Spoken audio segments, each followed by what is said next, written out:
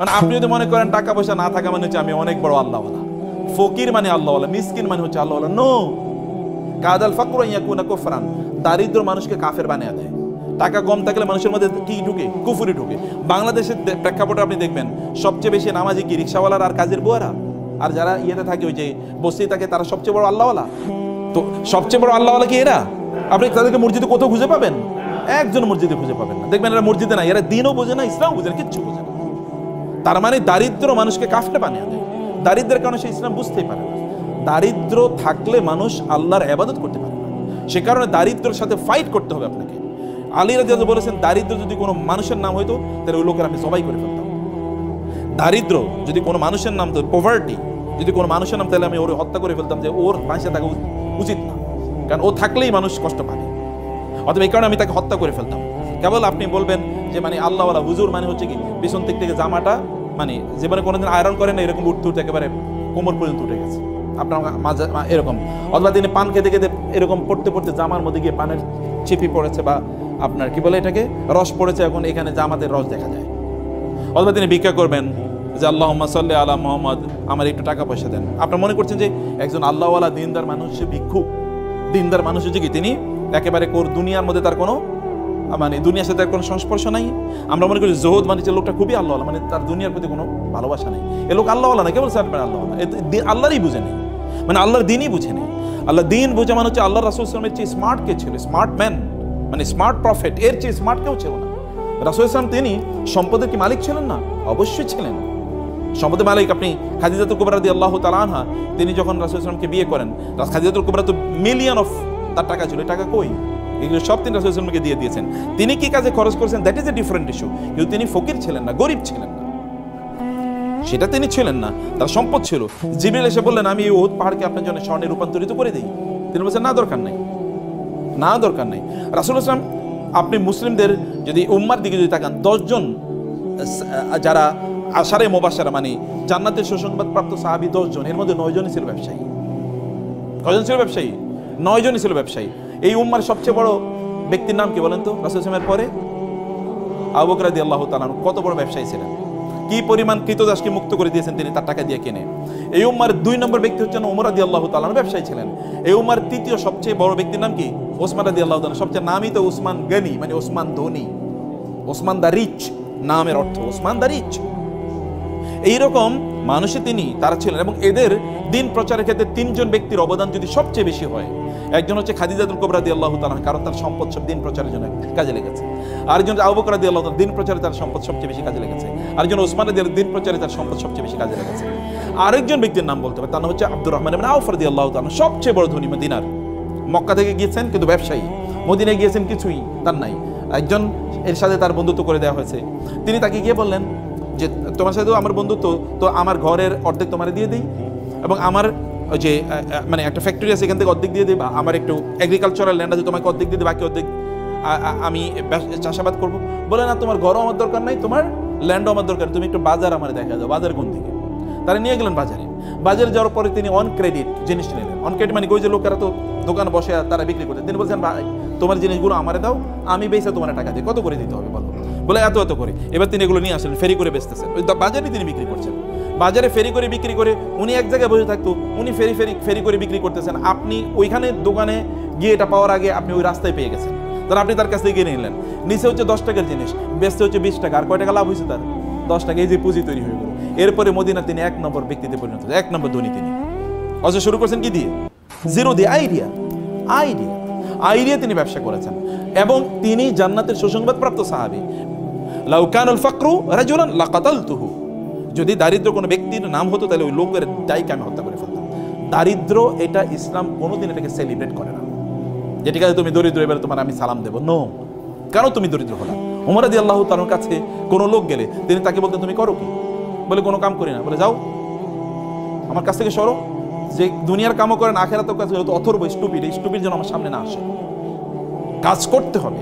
আল্লাহ সুবহানাহু ওয়া তাআলা এই দুনিয়া নিয়ন্ত্রণ করার জন্য আপনাকে পাঠাইছেন, দুনিয়ার মালিক হওয়ার জন্য আপনাকে পাঠিয়েছেন। এখন আপনি দুনিয়ার মালিক হবেন না, আপনি দুনিয়ার স্লেভ হবেন। কেমন কথা? আপনি দুনিয়ার দাস না, দুনিয়ার দাস না, আপনি দুনিয়ার প্রভু, মানে আপনি দুনিয়ার লর্ড, আপনি দুনিয়ার কি মালিক। দুনিয়া আপনি নিয়ন্ত্রণ করবেন। আপনাকে মালিক হিসেবে আল্লাহ তাআলা দুনিয়া পাঠিয়েছেন। তাহলে দুনিয়ার মালিক হওয়ার জন্য করণীয় কি? দুনিয়ার মালিক হওয়ার জন্য করণীয় হচ্ছে আপনাকে টাকা সম্পদ ইনকাম করতে হবে। আমরা তাহলে চলেন এবার ব্যাংক ডাকাতি করি নাকি? কারণ অনেকে তো ব্যাংক ডাকাতি করে তো টাকা পয়সার মালিক হয়েছে নাকি, করে নাই? আপনাকে সম্পদের মালিক হওয়ার জন্য আপনাকে করতে হবে হলো হালাল উপায়ে আপনাকে সম্পদের মালিক হওয়া লাগবে। আপনি যদি হালাল উপায়ে সম্পদের মালিক হন তাইলে এটা আপনার ঈমানটাকে বাড়াবে, আপনার দিনদারি বাড়াবে, দিনদারি কমাবে না। তাহলে সম্পদের মালিক আমি কেন হব? একটা প্রশ্ন। আপনি তো সম্পদের মালিক হওয়ার অনেক পথ আছে, আপনি করবেনই, কিন্তু সম্পদের মালিক কেন হবে না? সম্পদের মালিক হওয়ার আপনার এক নাম্বার কারণ হলো আপনি সম্পদের মালিক হলে আপনি দিনই কাজ ভালো করে করতে পারবেন, আপনি ইবাদত ভালো করে করতে পারবেন, আপনার জামা কাপড়গুলো সুন্দর, একটু মসজিদে গেলে ভালো লাগবে, গন্ধ গায়ে থেকে গন্ধ বাইর হবে না, সুন্দর একটু জামা পরে আপনি সেন্ট পারফিউম ব্যবহার করে আপনি যাবেন, তাহলে আপনার একটু মনটা ফুরফুরা লাগবে। আপনি নিজের আপনার পরিবারকে বাসায় গেলে আপনার ওয়াইফ বলবে না তুমি কি আজকে মাছ নিয়ে আসছো, নিয়ে আসো না, যাও দরজায়, আজকে দরজায় খোলা হবে না, বাজার থেকে আজকে মাংস নিয়ে আসার কথা ছিল, পোলাপাইন কান্নাকাটি করতেছে, পোলাপাইনে পড়াইতে পারতেছে না, ওদের এটা নাই সেটা নাই, সারাদিন আপনার এগুলি শোনা লাগে। এই কারণে আপনি মনে করেন বাসায় যাবো না, বসে বসে সিনেমা দেখি বাইরে নাকি, অথবা বন্ধুদের সাথে আড্ডা দিই। এখন আপনি আড্ডা দেন, বাচ্চারাও আড্ডা দেয়, স্ত্রীও আড্ডা দেয়, আপনিও আড্ডা দেন, পুরো একটা জাহান্নাম হয়ে গেল। আপনার যদি সম্পদ থাকে, টাকা পয়সা থাকে, তাহলে আপনি ফুরফুরা মেজাজে বাসায় গেলেন, যা যা লাগে সব নিয়ে গেলেন, বাসার লোকেরও খুশি, আপনিও খুশি। এবার আপনার ইবাদত করেন, আপনার দিনদারি করেন, কোনো সমস্যা নেই। এটা এক নম্বর জিনিস। দুই নম্বর জিনিস হলো দিনদারি। যে সকল প্রতিষ্ঠানগুলিতে দিনদারি হয় ওই সকল প্রতিষ্ঠান নির্মাণ করবে কারা? কাফেররা না মুশরিকরা? হ্যাঁ, যেই প্রতিষ্ঠানে দিনদারি লাগবে, যেমন ধরুন মসজিদ নির্মাণ করবে কে? তো মুসলমানের টাকা না থাকলে মসজিদ নির্মাণ করবে কি দিয়ে? আচ্ছা, মাদ্রাসা নির্মাণ করবে কি দিয়ে করবে? কে করবে? তো মুসলমানের টাকা না থাকলে কোথেকে করবে? আপনি আল্লাহ সুবহানাহু ওয়া তাআলা আমাদেরকে বলেছেন নামাজ আদায় করার জন্য, কিন্তু তার সাথে আরেকটা জিনিস করতে বলছেন, সেটা কি বলেন তো?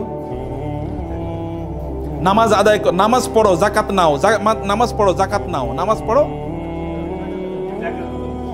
আমি তো বুঝি যাকাত নাও, আপনারা বুঝতেই পারেন নাই। নামাজ পড়ো, যাকাত নাও আল্লাহ বলেছেন নাকি? না বলছেন কি নামাজ পড়ো? আপনি কি ভিক্ষা করে যাকাত দেবেন নাকি? তাহলে আপনাকে টাকা উপার্জন করে নামাজ যেরকম ফরজ, যাকাত দেও কি? কারণ আপনি বলবেন আমি নামাজ পড়ি, সুবহানাল্লাহ, আলহামদুলিল্লাহ, আমি অনেক ভালো আছি, তো যাকাত কে দেবে? নামাজও তো পড়তে হবে, যাকাতও তো দিতে হবে। তো যাকাত দিতে হলে কি হতে হবে? সম্পদের মালিক হওয়া লাগবে, নাহলে আপনি যাকাত দেবেন কোত্থেকে? যাকাত কি ইবাদত না? যাকাত কি ফরজ ইবাদত না? যাকাত দিলে কি আপনার সওয়াব বাড়ে না? যাকাত দিলে কি আল্লাহর কাছে সম্মান বাড়ে না? তো আপনি কেবল জান্নাতে চলে যাবেন নামাজ পড়ে, যাকাত না দিয়ে আপনি জান্নাতুল ফেরদৌসের মালিক হয়ে যাবেন? নো, যাকাত দেওয়ার মালিক হওয়া লাগবে। তো যাকাত দেওয়ার মালিক হতে হলে কি লাগবে? টাকা ইনকাম করতে হবে, সম্পদ ইনকাম করতে হবে। সম্পদ ইনকাম না করলে আপনি কেমনে করবেন? এখন আমরা সম্পদ ইনকাম করতে পারছি না, আমরা এখন হয়ে গেছি কি জানেন? আমরা কেবল এখন হচ্ছে কনজিউমার হচ্ছে আমরা ভোক্তা।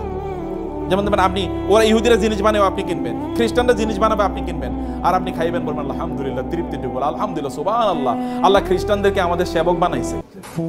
বুঝছেন এরকম কিনা?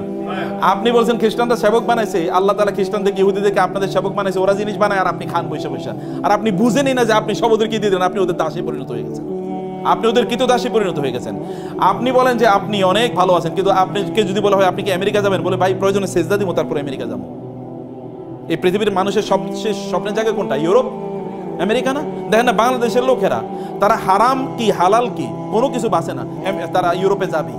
ওইখানে গিয়ে ইসলাম পালন করতে পারবে কি পারবে না? কোনোটাই না। আজকে এই পৃথিবীতে সবচেয়ে বড় রিফিউজি থাকে কোন সকল দেশে? ইউরোপ আমেরিকাতে সবচেয়ে বড় রিফিউজি, সবচেয়ে বেশি অ্যাসাইলাম মানুষ যায় কোথায় থাকার জন্য? ওইখানে। ওয়াও, এটাই তো দেখি জান্নাত। তো এই জান্নাত বানানোর কথা ছিল আপনাদের, ওরা পণ্য বানায় আর আপনাদের কাছে বেচে, আর আপনাদের জাহাজ ভরে আপনাদের টাকাগুলো নিয়ে যায়, আর আমরা মনে করি যে আমরা কি ভালো একজন কনজিউমার। পণ্য তো আপনাদের বানাতে হবে, বানায় আপনাদের বেচতে হবে। আপনাদের পূর্বপুরুষের দিকে তাকান, আপনারা সিনবাদের কথা শুনেছেন না? আচ্ছা, সিনবাদরা করছে কি? সেই আরবের লোকেরা যদি মনে করতো যে আমরা আরব দেশে থাইকাই আমরা কি কেবল দিন প্রচার করবো, তাহলে কি আমরা মুসলমান হইতাম? আচ্ছা, আরব দেশের লোকেরা এখানে আসছে কিভাবে? ওরা তো পণ্য বিক্রি করার জন্য এসছে, বিজনেসম্যানরা এখানে এসছে। কোন দিক দিয়ে এসছে? তারা এসে হলো ওই যে আরব সাগর থেকে ইন্ডিয়ান ওশিয়ান মানে ভারত মহাসাগর হয়ে বে অফ বেঙ্গল, এই বঙ্গোপসাগরে আসছে। এরপরে ওই যে চিটগং শব্দটাই তোর সাতিগাং, গাং মানে কি? গাং মানে নদী, আর সাতিয়ন মানে আরবি শব্দটা। চিটগং শব্দটা আরবি, সাতিগং হচ্ছে নদীর কুল, নদীর উপকূল, মানে ওইখান দিয়ে এসে তারা এখানে থাকতো। এইখান থেকে তারপরে তারা মালয়েশিয়া যেত, এখান থেকে তারা ইন্দোনেশিয়াতে যেত। মালয়েশিয়া ইন্দোনেশিয়াতে নাইলে ইসলাম গেল কিভাবে? জাহাজে গেছে। তখন কি জাহাজ ছিল? তখন কি আপনার প্লেন ছিল? না, এই নৌকাই তো, এই নৌকা দিয়ে তারা বড় বিশাল বড় ইয়ে ছিল, কি বলে পাল, এই পাল তোলা নৌকা বা জাহাজে তারা এখানে ইসলাম নিয়ে এসে পণ্য বিক্রি করতে এসে, কিন্তু পণ্যের সাথে তারা কি বিক্রি করছে, তারা ইসলাম সেল করেছে পণ্যের সাথে। পণ্য কিনতে গিয়ে লোকেরা দেখলো এত ভালো মানুষ, তো দেখি ফেরেশতা, এরকম লোক তো আর কোথাও দেখিনি, এত ভালো মানুষ পণ্য বিক্রি করতে এসে কিন্তু এরা কি এসে ইসলাম প্রচার করে গেছে, ব্যবসায়ীরা ইসলাম প্রচার করছে। আমার মতো এরকম আপনি শাহজালাল শাহপরান কয়জন এসছে, কিন্তু তার চেয়ে বেশি, হাজার গুণে বেশি এসে কারা, ব্যবসায়ীরা। আপনি বলেন তো আপনার এলাকায় দুজন দোকানদার আছে, একজন দোকানদার গেলেই আপনাকে জিজ্ঞেস করে ভাই আসসালামু আলাইকুম, কেমন আছেন, বাসা সবাই ভালো আছে, আপনার কোনো সমস্যা নাই তো, ভাই কোনো সমস্যা থাকলে আমাকে বললেন, এবং সবচেয়ে ভালো পণ্যটা দেয়। আরেকটা লোক আছে খিটখিটে, প্রচন্ড খিটখিটে, গেলেই আপনার সাথে রাগ করে কথাবার্তা কয়, এবং আপনি 3 বার কথা বললে 1 বার শুনে, আপনি কার কাছে যাবেন? যে সালাম দেয়, কথাবার্তা শুনে, এই লোকটা তো ভালো, তার সাথে গল্প করবেন, তার মতো হতে চাইবেন, বলে আপনার সন্তান বললো ওই লোকটার মতো, দেখো না কত সুন্দর করে কথাবার্তা বলে। এই মুসলমানরা তো সেই কাজটাই করছে, জিনিস বেচছে, কিন্তু লোকেরা দেখলো আরে এরা তো দেখি আমাদেরই লোক, এই আপনার বিপদ, তাড়াতাড়ি তাকে হসপিটালে নিয়ে গেছে, আপনার ওয়াইফের সমস্যা, তাড়াতাড়ি তোর ওয়াইফের পাঠিয়ে যায়, দেখা তো তার বাচ্চা হবে, একটু তুমি তাকে হেল্প করো তো। মানুষ যেগুলো, এরাই তো সবচেয়ে ভালো মানুষ। এবং এরা তখন কি, এদের বলো তো আপনারা আসলে কোন ধর্ম পালন করেন, বলে আমরা এই ধর্ম পালন করি, ঠিক আছে আপনাদের ধর্ম আমরাও পালন করে শুরু করি। এরা এইভাবে মুসলমান হয়ে গেছে, বুঝতে পেরেছেন? অথবা আমাদেরকে মৌলিকভাবে ব্যবসায়ীদের কাজ হচ্ছে, ব্যবসায়ীরা তারা সম্পদ উপার্জন করবে, একদিকে তারা নিজেরা ভালো থাকার জন্য, এবং 2 নম্বর তারা কি করবে, এই সম্পদের মাধ্যমে তারা কি করবে, সম্পদের মাধ্যমে তারা দিন প্রতিষ্ঠার কাজে তারা ব্যয় করবে। এটা কেবলমাত্র ক্যাপিটালিস্টিকদের মতো না, যারা কেবল টাকা উপার্জন করা, এটা এক ধরনের গ্রিডে তাদের পরিণত। গ্রিড মানে হচ্ছে এক ধরনের লোভ, শুধু লোভের কারণে। আপনি কেন সারাদিন কাজ করেন? লোভের কারণে। আপনার কত লাগবে আপনি জানেন? You never know. আপনি জানেন না কেন আপনার টাকা লাগবে, এটা কি কারণে আপনি ইনকাম করছেন তাও আপনি জানেন না। আপনাকে জানতে হবে কেন ইনকাম করছেন, আপনাকে বুঝতে হবে কেন ইনকাম করছেন। আপনি 2 কারণে করছেন, একটা হচ্ছে আপনি নিজে ভালো থাকুন, আর হলো আপনার কি সমাজ ভালো থাকুন। আপনার অনেক টাকা পয়সা, আপনার ব্যাংকে টাকা পড়ে আছে, আপনার আত্মীয়স্বজন তারা না খেয়ে মারা যাচ্ছে, আপনি এই টাকা দিয়ে করবেন কি? এটা আপনাকে দুনিয়াও বাঁচাতে পারবে না, আখিরাতও বাঁচাতে পারবে না। আপনার প্রচুর পরিমাণ টাকা আছে, কিন্তু আপনি দিনই কোনো কাজেই অংশগ্রহণ করলেন না, তাহলে আপনি টাকা দিয়ে করবেন কি? আপনি দেখেন এই পৃথিবীতে কারণ অথবা এরকম, আচ্ছা গত 100 বছর আগে বাংলাদেশের সবচেয়ে ধনী মানুষ কারা ছিল? 10 জনের নাম বলতে পারবেন কেউ? 1 জনের নাম বলতে পারবেন না। কিন্তু 100 বছর না, 500 বছর আগে এই পৃথিবীতে সবচেয়ে বড় আলেম কারা ছিল? তাদের নাম কি আমরা জানি কিনা? সবার নাম জানি। ইমাম আবু হানিফা নাম জানি, ইমাম শাফির নাম জানি, ইমাম মালিকের নাম জানি, ইমাম আহমদ বিন হাম্বল, ইমাম বুখারী, এদের প্রত্যেকের নাম জানি। এরা কিন্তু আবার ব্যবসায়ী ছিল। অথচ দেখেন তারা যে কথা, ইমাম আবু হানিফা তো ওই যুগের সবচেয়ে বড় ব্যবসায়ী, আপনি কিন্তু তার ব্যবসার কথা জানেন না, কিন্তু জানেন কি তার দিন এর কথা জানেন, জ্ঞান অর্জন করেছেন, মানুষের কাজ করেছেন। আপনি এরকম কেন হবেন না? আপনি এরকম হতে হবে। আপনি অলস থাকবেন না, আপনার প্রত্যেকটা সেকেন্ড ম্যাটার করে, প্রত্যেকটা মুহূর্তে আপনি দৌড়ান। লাফি আমালি দুনিয়া ওয়ালাফি আমালির আখিরা, এটা হবেন না। হয় দুনিয়ার কাজ করেন অথবা আখিরাতের কাজ করেন, দুটো করবেন। দুনিয়ার কাজও করবেন না, আখিরাতের কাজও করবেন না, অথবা কেবল দুনিয়া করবেন আখিরাত করবেন না, অথবা কেবল আখিরাত করবেন আর দুনিয়া করবেন না, এটা না। ইসলাম বৈরাগীর ধর্ম না। ইসলাম বৈরাগীর ধর্ম না যে আপনার তবলা নিয়ে ঘুরবেন আর গান গাইবেন আর হিন্দুদের মতো করে, ওদের ওই যে ইয়েদের মতো করে, অথবা বৌদ্ধদের ভিক্ষুদের অথবা খ্রিস্টানদের ফাদারদের মতো করে বিয়ে শাদী নাই, টাকা পয়সা ইনকাম করা যাবে না, এগুলো না। নো, আপনি সব কিছু করবেন ওমর রাদিয়াল্লাহু তাআলার মতো। আপনি আধা পৃথিবীর, অর্ধ পৃথিবীর শাসক। কিসের ডোনাল্ড ট্রাম্প আর কিসের আপনার ওই যে বাইডেন অথবা কিসের বারাক ওবামা, কিসের বিল ক্লিন্টন? ওরকম 1 কোটি বিল ক্লিন্টন আনলে একটা ওমরের পায়ের কাছেও কি একটা নখের সমান না, এত ক্ষমতা ওমর রাদিয়াল্লাহু তাআলা এত পাওয়ারফুল, আধা পৃথিবী শাসন করেন।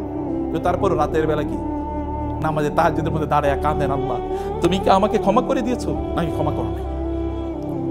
এবং বলেন আল্লাহ ফোরাত নদীর তীরে যদি কোনো কুকুর না খেয়ে মারা যায় তাহলে তো আমাকে তুমি জিজ্ঞেস করবা।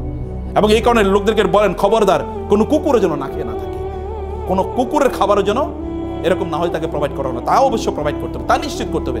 রাস্তা মসৃণ করতে হবে, সে ফোরাত নদীর তীর অর্থাৎ ইরাকে 1000 মাইল দূরে, সেখানে রাস্তা যেন মসৃণ হয়। আপনাকে এরকম মানুষে পরিণত হবে। যুদ্ধ করবেন কি দিয়ে? আপনি টাকা দিয়ে তো যুদ্ধ করতে হবে। আপনি ধরুন ইসলাম প্রচার করবেন, এখন আপনি ইসলাম প্রচার করার জন্য আপনি একটা মাহফিল করবেন, টাকা লাগবে না?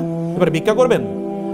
আমরা মুসলমানদেরকে একটা ভিক্ষুকের জাতি বানাইছি। মসজিদ বানাবো, একটা রাস্তায় একটা থালা নিয়ে বসে থাকলো, ভাই আল্লাহর রাস্তায় কিছু দেন না, মানে মইরা গেলে কি করবেন, এরকম ভিক্ষার জাতি তো আমরা ছিলাম না। আপনি একা এরকম টাকা পয়সার মালিক হন যে আমি মসজিদ টাকা বানিয়ে দেবো, আমি মাদ্রাসা টাকা বানাবো, আমি এরকম 50 জন লোককে আমি পড়াবো, আমি এরকম 10 জন আলেম বানাবো, এরকম টাকা পয়সার মালিক হবেন। তাহলে আপনার দুনিয়ার জন্য ইনকাম হলো আখিরাতের জন্য, আপনি গর্ব করে চলতে পারবেন। আপনি মর্যাদার মতো করে চলতে পারবেন। অন্য লোকেরা আপনাদের দেশে থাকবে, যা আমরা বাংলাদেশে গিয়ে থাকবো, কারণ ওইখানকার লোকেরা ভালো, কারণ ওইখানে ব্যবসার প্রফিট আছে।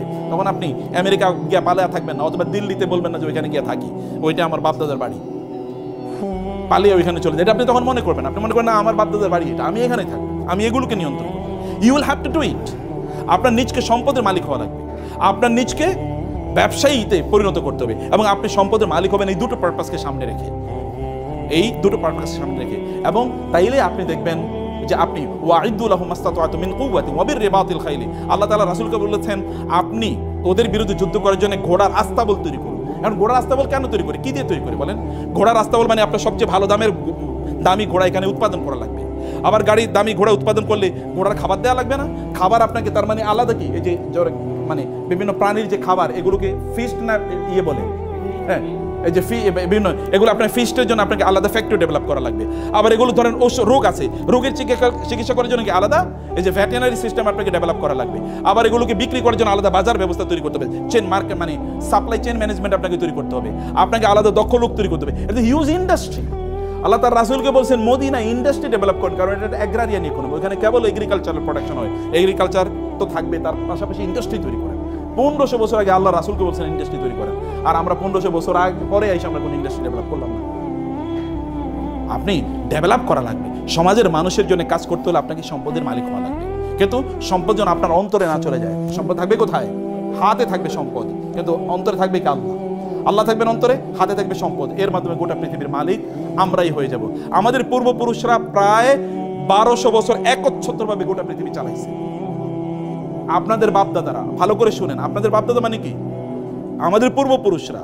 এরা এই ইন্ডিয়ান সাবকন্টিনেন্ট কত বছর চালাইছে মুসলমানরা বলেন তো? কি যে 200 বছর, কি বলেন 800 বছর।